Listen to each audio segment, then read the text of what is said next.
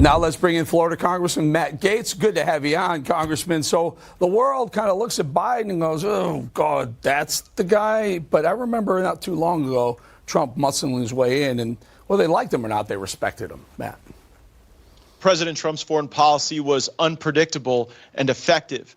Joe Biden's foreign policy is paint by numbers, and I don't quite know yet what the Biden doctrine is, but I get the sense that it probably has a half-life at this point because he's sleepwalking us into World War III the way a dementia patient would sleepwalk into a late-night Waffle House. Let's talk about what's actually going on at NATO right now. The $115 billion we sent Ukraine is not enough. Now they're talking about giving Ukraine Israel-like security status so that we have to pay to be the block captain of Ukraine forever. And I think one can reasonably ask the question, has NATO expansion made us safer? I mean, has it really? Are we safer today than we were before NATO expanded into the Baltics and put us now on the brink of war? I mean, we have Democrat Seth Moulton and Democrat Steny Hoyer have already said we are at war with Russia. That's not exactly what we signed up for with Sleepy Joe as the president of the United States. Yeah, and maybe if you do, in fact, put Ukraine in NATO, you might actually pick a fight with Russia and end up at war with Russia, even if you don't want to. By the way, why would you pick Ukraine? Why not extend NATO to Russia and make it an anti-China alliance? Like, are we really thinking that we're more afraid of the broke-down tanks from Russia than the fact that China is building a secret military base on the island of Cuba 90 miles away from the United States? Like, if we had to pick Russia or Ukraine for NATO, one could reasonably make the argument that Russia probably provides more benefit long term. No question. No question. How about we keep them both at bay? But good news. Did you hear? Joe Biden says he's going to be around for at least 5 more years. Listen. Well, thank you very much. Thank you. I look forward to meeting with you for the next 5 years. Yeah, you think he's got...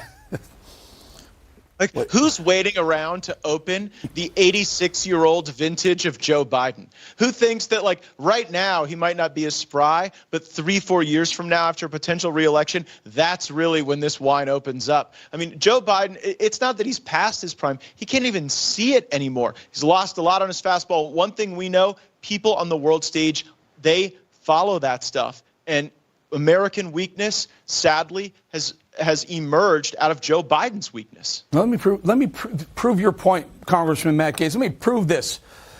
Saudi Arabia, the people who rely on us to help them stay safe in the Middle East, we buy oil from them, but they rely on us. Look at this, and I'm going to show you. This is some Saudi comics poking fun at Joe Biden at his age. He's lost. He doesn't know where he's going.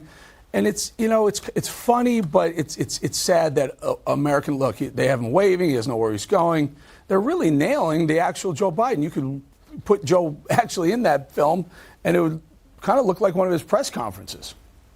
That could be either Joe Biden or Dick Cheney, to be honest with you. But while Saudi Arabia is laughing in our face, Eric, at the same time, they're cutting deals with Iran, their former forever enemy, so that they're trading more energy in the yuan. The true legacy of Joe Biden's foreign policy is whether it's the African Union moving away from the dollar, or the BRICS system moving away from the dollar, or the Saudis who are laughing in his face moving away from the dollar. We are in a world where what we create and produce and provide in the United States of America is going to inure to the benefit of our people less and less because he's done so much to damage our country. You're nailing it, Matt. You are nailing, Congressman, because if Saudi Arabia and China, for example, China's a big buyer, Saudi's the seller. If they start trading oil in yuan, or if China decides to trade with Russia in yuan, you remove the dollar as the oil currency, the global currency for oil. Very damning, very undermining, and very detrimental to our economy. Final thought.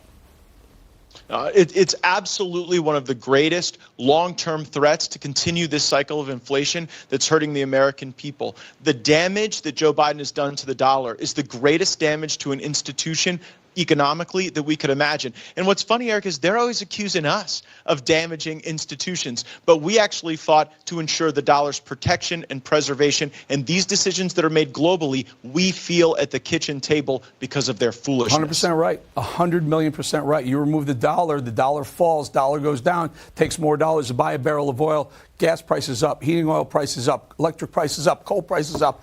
They're out of their mind. This administration should be all around the world talking, don't mess with the dollar or else. And that really should be the threat. Congressman Matt Gaetz, thank you for your time. Thank you, my friend. Let's talk soon.